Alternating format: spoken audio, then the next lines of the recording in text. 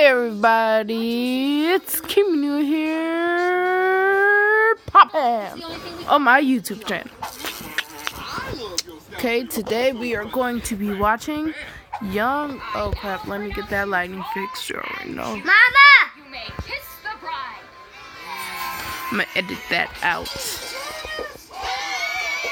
My little cousin here, boy. Love affair is doomed from the start, Jew. And I'm fine with it.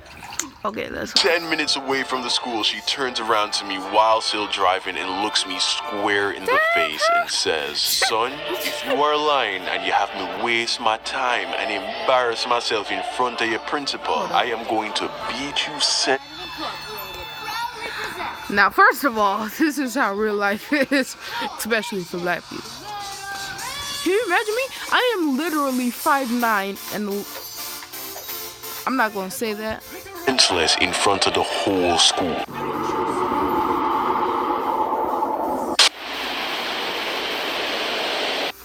So I feel obligated to say up front that this story took place in Jamaica, which means I lost 1,000 Jamaican dollars, not American dollars, which, in case you didn't know, there is a small difference in value between the two. And by small difference, I mean today 1,000 Jamaican dollars is equivalent to 7 American dollars and 89 cents. That's So, a lot of money. yeah. But at the time of the story, 1,000 Jamaican dollars was worth more like 15 to 20 American dollars, which I get to some people is still not that much money. And yeah, I get that because what's $20, right? Nigga, that's like 2 trips to Chipotle, big fucking deal. But you gotta keep in mind, at the time, I was still in high school in Jamaica. I was like 13 years old. I had no sense at all of what money was worth. I didn't know what a lot of money.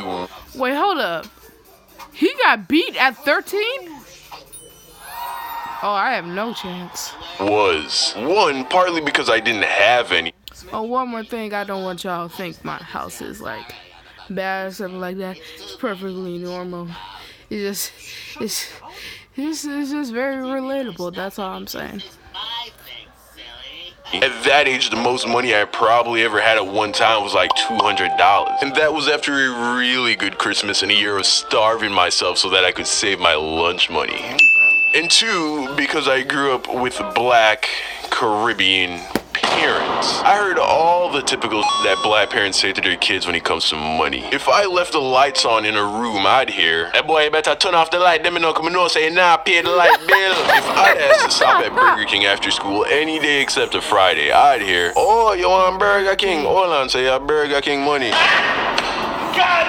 And anytime we were gonna go into a store, my mom would look at me and say, "Christopher, we are about to go into this store. I'm going to get A, B, and C. So don't go walking around looking for something for me to get you because I'm not getting it. In fact, I want you to stay right beside me the whole time. As a matter of fact, don't even touch anything. Don't even look at anything. You know what? Don't even breathe. I swear to God, if you breathe, oh, Father Jesus, help me." I heard it all, my G. So that's why when I lost the 1,000 Jamaican dollars that my mom gave me for lunch money that week at school, I seriously thought that she was going to murder me. And there was no way that she wasn't going to find out because I lost it on Monday.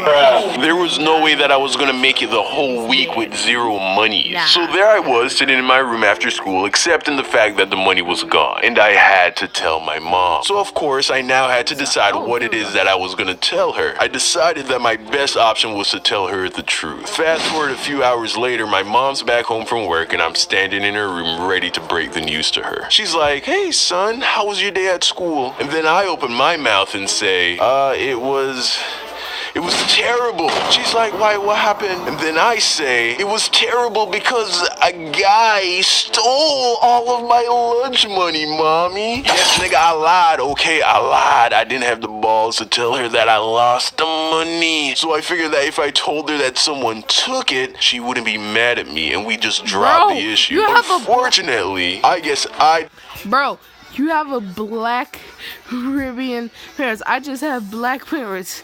Come on now, you already know they're gonna be looking for that D. didn't take into account a very important fact that I stated earlier. I grew up with Black Caribbean parents. So, when I told my mom that a dude at school took my lunch money, instead of being all like, oh, I'm sorry to hear that happened to you, baby, and just wanting to let it go, she looked me dead in the eyes and said, who took your money? And even though that's what she said with her mouth, her eyes said, you are going to show me the good for nothing piece of shit that stole from my baby, and I am going to rip his tongue out through his asshole and feed it to the dogs. I didn't see that come, partly because I had never been in a situation where I told my mom that someone at school was harassing me. I didn't know she was gonna go full on Revenge of the Sith on me, so she caught a nigga off guard. I was like, who?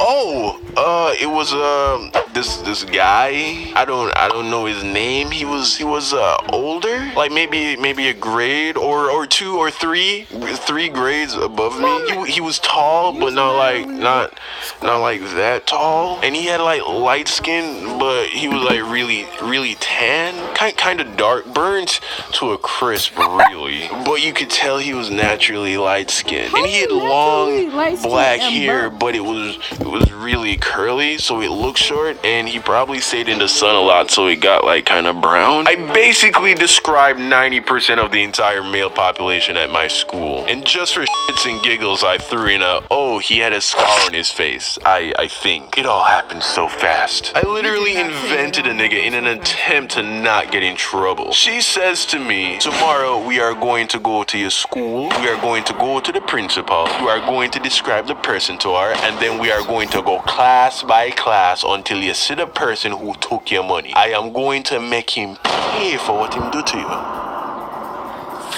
So fast forward to the next morning, and I'm in the car with my mom as we're driving to school. And it was a quiet ride. Me in the back having an internal panic attack as my mom is up front channeling all her chakra as she prepared to destroy some imaginary teenage dude for stealing the money that I lost. We pull up to a stoplight halfway to school, and during the pause, she looks up at the rearview mirror and she and I make eye contact. We lock eyes only briefly, but it was enough for her to peer into the depths of my soul. After a few tense seconds, I break away, but it was too late. I knew that she knew. The light turns green and the journey continues. After a few more minutes of silent driving, my mom calls my name, and we lock eyes again in the rearview mirror. And then with a calm but dark tone, she asks, Christopher, did that boy really take your lunch money, or did you lose it? At that moment, my stomach sank into my asshole. I was caught. But instead of coming clean, I doubled down with the lie. I couldn't afford to get in trouble for both lying and losing a week's worth of lunch money. I say to her, no, Mom, that guy stole my money. She says nothing.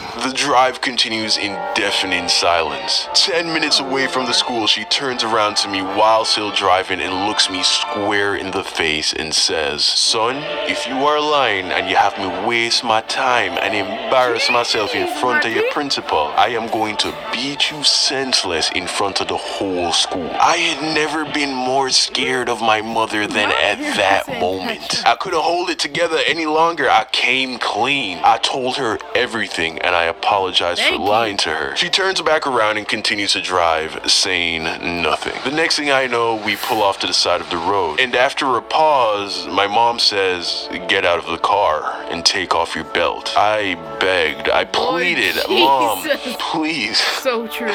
No, don't do this. It's rush hour traffic right now. Without a doubt, someone I know is gonna see you whooping my ass.